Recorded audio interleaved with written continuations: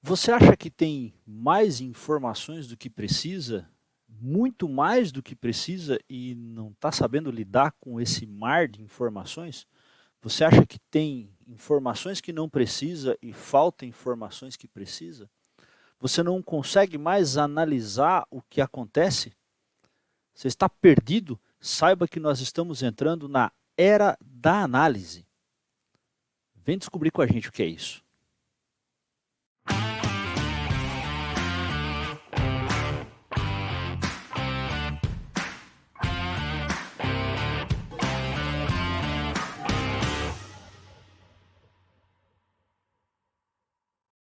Bom, então vamos ao livro. É bem interessante uma frase logo no início desse capítulo 5 que é análise de sistemas.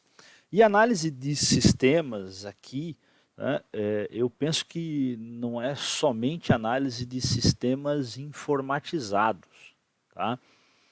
Mas sistemas, pensando o sistema como um conjunto, muitas vezes, de tarefas, processos, e não somente o software, apesar de que o software também vai fazer parte desse sistema. Tem uma frase muito interessante, né, logo ele começa o capítulo dizendo: estou convencido, abre aspas, estou convencido de que a capacitação em análise já faz e fará cada vez mais grande diferença para pessoas, empresas e estados.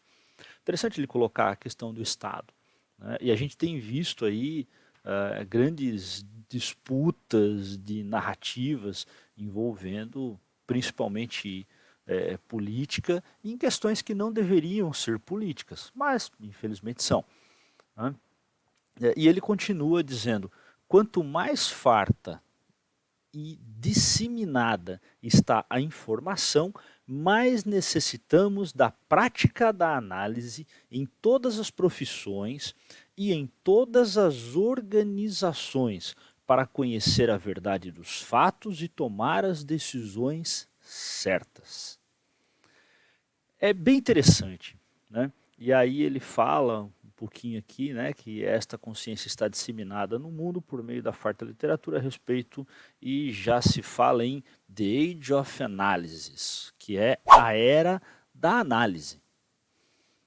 Eu acho muito interessante isso porque a gente tem vivido um mar, né, um mar de informações, um mar de desinformações, um mar de narrativas, muitas narrativas confrontantes muitas vezes, né? Muitas narrativas disputando o seu espaço, as pessoas querendo estar cada vez mais certas quando o correto, né, e o que a gente deve buscar então como até como ciência e como crescimento é estar cada vez menos errado. A gente sabe que toda informação que a gente tem, todo número que a gente chega depois de um levantamento, depois de uma análise, ele tem uma margem de erro. Tudo tem uma margem de erro.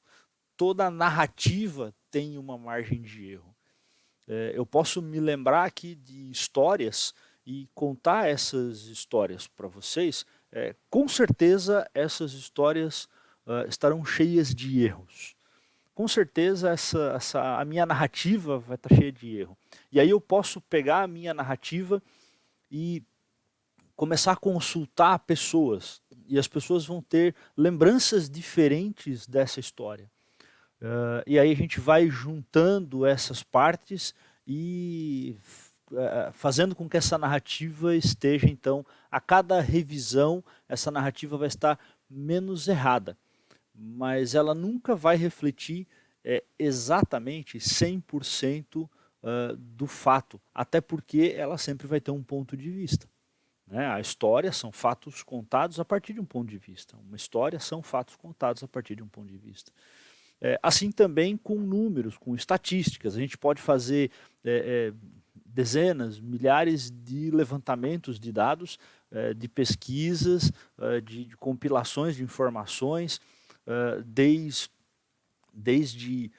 uma projeção política, uma projeção econômica, isso sempre vai ter uma margem de erro. Mesmo uma análise retroativa, é algo que já aconteceu, ok, mas a gente sabe que tem falhas, muitas vezes, na compilação dos dados, no report dos dados, né? Na hora das pessoas anotarem, informarem, guardarem os dados. A gente sabe que vai ter bastante coisa aí com erros de anotação, com erros na captação da informação, com erros na interpretação. Existem vários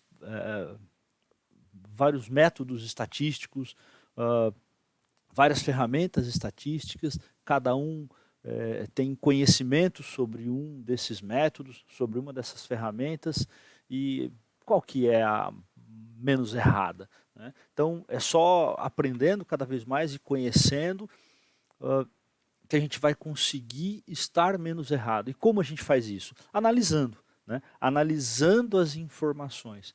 Então hoje é interessante que a gente tenha acesso a todas essas informações. E a gente tem que fazer um processo de curadoria, né? Cada um tem que fazer a sua própria curadoria. E aí ele começa o item 5.1 falando, né, do ato de captar e desenvolver conhecimento. Hoje é muito fácil captar conhecimento. É muito fácil a gente ir na internet, no Google, captar conhecimento, assistir vídeo, ler texto, né, avaliar estudo de caso, e desenvolver isso como conhecimento aplicável na nossa vida. Desenvolver isso como conhecimento que a gente consiga lembrar no dia a dia, né? Então, por exemplo, captar palavras em inglês. A gente pode captar facilmente palavras em inglês, a gente pode assistir vídeos em inglês, filmes em inglês, a gente tem acesso a muitos materiais de inglês, né? O que há muitos anos atrás isso era bastante difícil. Eu me lembro que quando era mais jovem, ou bem mais jovem,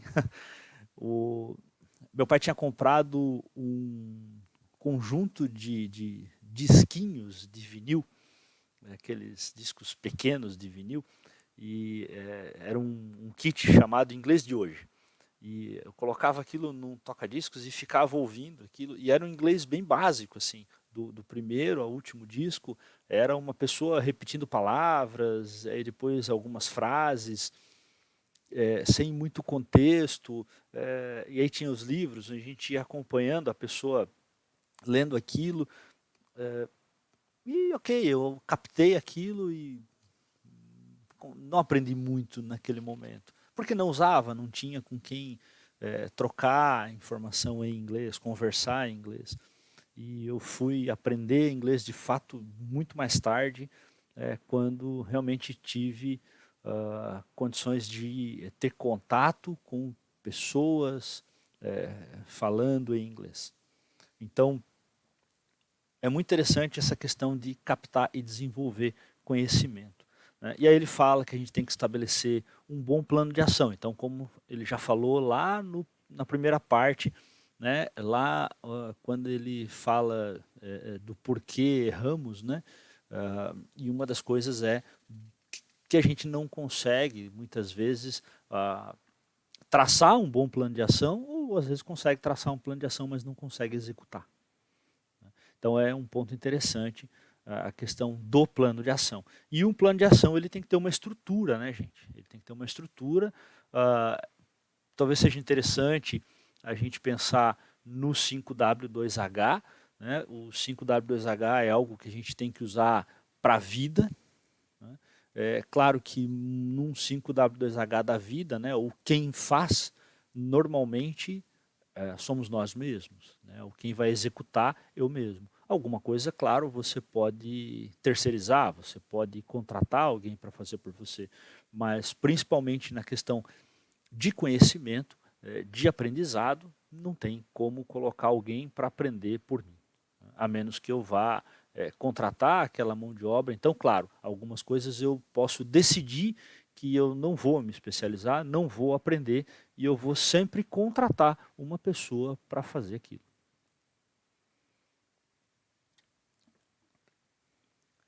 Então é interessante que ele até coloca, né, que as organizações, depois de esgotados os conhecimentos de seu pessoal, recorrem a outras fontes de conhecimento, né, como recursos externos. E ele cita os consultores, técnicos, professores, a empresa compra cursos, ela busca literatura, ela manda os seus funcionários para congressos, feiras, né, e outras coisas que possam trazer então conhecimento para dentro da empresa. Tá? E outra sugestão que ele dá é a prática da análise e da síntese da informação, utilizando o modelo. Então ele fala ali, né, ele manda para um apêndice e fala, né, utilizando o modelo como meio criador de um novo conhecimento específico. Quer dizer, você pega uma pessoa, por exemplo, você pega uma equipe, pode usar o método de Kumbuka, que ele já falou lá no comecinho do livro, coloca para estudar um material novo, né, uma literatura, as pessoas fazem a síntese, apresentam para a equipe, e aquilo se torna então um conhecimento de todos. Né? Então isso é bem interessante. E aí ele fala do conceito alvo, né, que as empresas precisam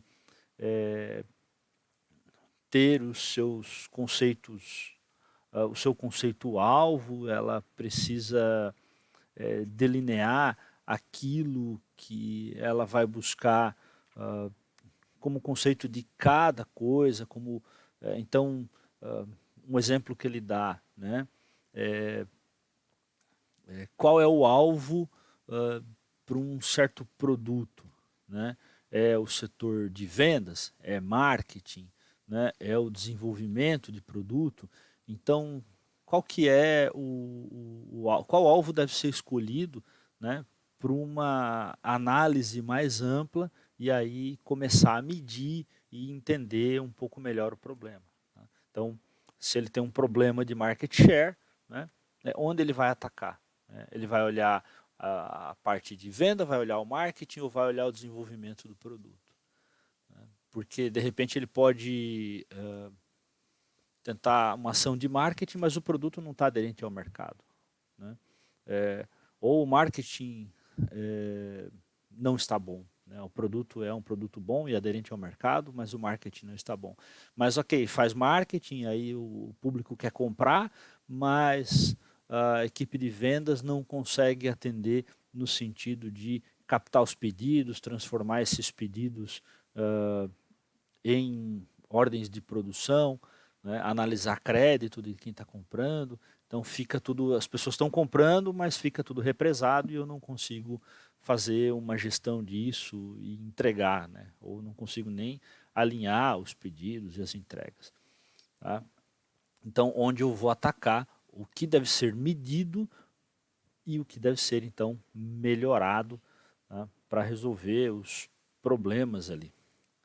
E isso tudo só é possível por meio de análise. Aí ele fala da introdução ao conceito de análise e síntese, que a gente já falou um pouquinho aqui. Né? Análise e síntese, então, pegar a informação, analisar essa informação e sintetizar. Então, transformar essa informação em conhecimento, relacionar uma informação com conhecimento que gere resultado. Né? E aí ele dá alguns exemplos, né? Um exemplo em uma atividade policial, numa atividade empresarial, numa atividade pública. Né? Ele vai dando alguns exemplos, mas é importante que ele fala depois no item 5.4 da análise do alvo por meio de modelos. É interessante que ele coloca a necessidade do observador, do analista. Né? Então você precisa de pessoas observando os problemas, observando o comportamento dos sistemas, né, dos processos, fazendo análise, sintetizando essa informação e retroalimentando isso com soluções, com mudanças, né? Então, de novo aí, a importância das pessoas chaves, né? Das pessoas que vão trabalhar com esse propósito. Em seguida, ele fala do processo de planejamento, né? E aí o planejamento é uma questão bem interessante, né? Planejamento é uma coisa que a gente falha muito. A gente vê muito o povo falando, tem que partir para o fazejamento, né? Vamos aplicar metodologia ou métodos ágeis, né? Agilidade para tudo. Não, porque no ágil não tem planejamento. Não, não é bem assim, né? O ágil tem a sua forma de planejar atividades de forma mais otimizada, em partes menores, talvez, mas também tem planejamento. E dependendo do que você quer fazer e de onde você quer chegar, talvez, né, o melhor modelo seja híbrido. Uma parte você faz no modelo tradicional, de cascata, né, preditivo, e aí você pega partes dessa realização e realiza por métodos ágeis. Então, a gente precisa de um bom planejamento. Tá? E aí ele cita algumas coisas interessantes, né? Que o planejamento deve ser feito, ou o planejamento deve ser sempre feito dos fins para os meios. Quer dizer, você precisa olhar onde você quer chegar, obter informação e aí determinar como você vai chegar lá, né, para ter uma solução satisfatória. Depois ele diz, no caminho, né, o montante ou no caminho deve ser utilizada a priorização, né? Então, tem que usar a priorização. O critério de priorização deve ser estabelecido para cada caso, mas sempre obedecendo a prioridade maior, né? E aí, priorização, a gente tem inúmeras técnicas, né? Tem desde técnicas simples ali, como uma matriz Gucci, né? Ou uma lista simples ali de priorização por meio de consenso, até métodos relativamente entre o simples e o complexo, que a gente pode usar a técnica Delphi, né, ou Delphi, tá, que também não é assim tão difundida, tão conhecida, mas é utilizada por grandes corporações para problemas um pouco mais complexos, ou ainda pode chegar em ferramentas bem mais complexas, como o AHP, né? Que é um processo de hierarquização, né? Que é o Analytical Hierarchical Process. Então, o AHP já é mais complexo, ele depende muitas vezes de uma consultoria especializada para ser realizado, ele depende de softwares, de recursos computacionais, porque os cálculos do AHP não são simples, é um processo bastante complexo, né? Quem participou comigo ali na minha pesquisa de mestrado viu como às vezes é difícil até responder o questionário do AHP, né? A pessoa tem que estar, ele já avalia a própria consistência das respostas, né? E aí, se vocês quiserem entender um pouquinho mais dessas técnicas, né, matriz Gucci, Delphi, AHP, né, comenta aí embaixo, né, comenta no nosso blog, nas nossas redes sociais, fala com a gente que a gente faz vídeos, né, e outros episódios de podcasts explicando aí um pouco dessas técnicas, de como você definir se vai usar ou não uma técnica dessa, né, e como buscar talvez uma consultoria para ajudar a empresa numa decisão mais complexa desse tipo, né. Depois ele fala ainda sobre o planejamento, dizendo o seguinte: pode ser que haja muitos fatores atuando sobre determinado resultado, mas olha aí, ó, 80-20, 20% desses fatores vão modificar 80% dos resultados e poderão ser o suficiente para resolver o problema. Princípio de Pareto, Tá? Então ele chama a atenção do 80-20.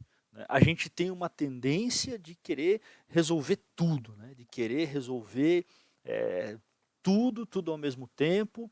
Eu já vi muita gente falando, não, nesse momento tudo é prioridade. Não, não existe tudo é prioridade. Os recursos são finitos. A gente tem que olhar para a teoria das restrições, olhar para o princípio de Pareto e ver quais problemas, quais fatores, quais tarefas nós vamos realizar, né, dentro do princípio 80-20. Ver quais tarefas vão resolver o maior volume de problemas. Tem algumas coisas que são bem empíricas e que todo mundo fala. Então, existem, por exemplo, especialistas de gestão financeira para todo lado, e cada um focado num público às vezes diferente, um para pessoas que trabalham lá com carteira assinada, um trabalho mais estável, o outro foca em empreendedores, né, em profissionais liberais, o outro foca em pessoas, em mulheres,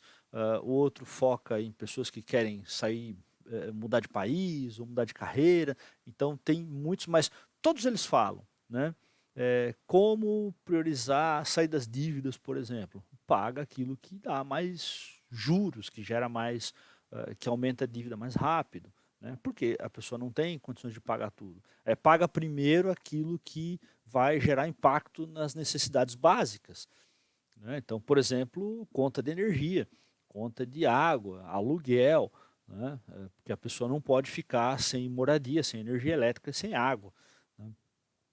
Depois você vai negociando as outras coisas. Então, todos eles falam a mesma coisa em alguns pontos que são chave. Né? A mesma coisa de educação, né? O próprio idioma inglês. Você começa aprendendo as palavras que cobrem boa parte do idioma. Né? Então, existe um número X de palavras que é mais ou menos 20% das palavras existentes no idioma que vai cobrir 80% das situações que você vai se encontrar. Né? Então, no próprio português, a gente é nativo português e não conhece todas as palavras. Volta e meia a gente aprende uma palavra nova, surge uma palavra nova no noticiário que vira moda, mas é nova para nós. E aquela palavra existe há muito tempo, ela só não era falada porque não tinha um contexto. Né? Então, o princípio de Pareto, o princípio 80-20, eu tenho até um livro que fala só, um livro inteiro sobre o princípio 80-20 para a vida. Né? Se vocês quiserem, a gente pode até fazer né, uma trilha de episódios com percepções desse livro do princípio 80-20 também. Tá? E aí, né, o quarto item que ele fala, o planejamento é interativo, a interação entre os analistas e as pessoas que detêm conhecimento técnico, né, e consiste essencialmente na busca do conhecimento necessário para a solução. E aí ele remete a uma figura, né, e essa figura ela é a figura que fala justamente né, da retroalimentação ali do analista, avaliando as informações que ele obteve com pessoas e, né, retroalimentando ou colocando então o poder, né, a síntese. Então essa pessoa tem que ter um poder de síntese, de avaliar várias partes, tem que ter uma certa capacidade de abstração. Né? E para ter uma boa capacidade de abstração, se você quer ter uma boa capacidade de abstração na resolução de problemas, você precisa ser uma pessoa curiosa, você precisa gostar de discutir vários assuntos diferentes. Né? Então, às vezes aprender um pouco de culinária, um pouco de moda, um pouco de sobre carros, um pouco sobre esportes. Você não precisa virar especialista em tudo isso, não precisa virar um chefe de cozinha, mas entender um pouco sobre aquilo talvez seja interessante e pode te dar aí uma capacidade de abstração melhor para fazer síntese, fazer, né, tentar estabelecer muitas vezes correlações, né, ou causalidade entre fatos, entre ocorrências, né, Então é bem interessante o que ele fala. E depois, por último, ele fala o seguinte, que essa interação entre os analistas e as outras partes relacionadas depende de um processo de comunicação de tal forma que o conhecimento, ao se tornar visível, propicia a participação de todos. Então você precisa comunicar. A comunicação em todo o processo de solução, né, de análise e solução de problemas, é muito importante, é primordial. Então, se você tem dificuldade de se comunicar com as partes interessadas na sua casa, na sua vida, no seu trabalho, você talvez precise buscar um treinamento de comunicação, né? Um treinamento de relações interpessoais, né? Um treinamento de oratória, por exemplo, né? Um treinamento de escutativa, porque às vezes mais importante do que falar é saber ouvir, né? Saber, né, e ouvir para entender, né? Ouvir para compreender, não só ouvir já pensando na resposta, né? Ou ouvir para responder. Tá? E aí ele resume, né, então, o planejamento em 3 princípios, que é o princípio da análise e da síntese, da visibilidade e participação e da priorização e otimização. Então é bem interessante essa síntese que ele faz. E aí ele fala sobre análise funcional, análise de fenômeno, análise de processos, né? De novo ele cita o pensamento sistêmico dentro de um modelo, né, do processo de planejamento, tá?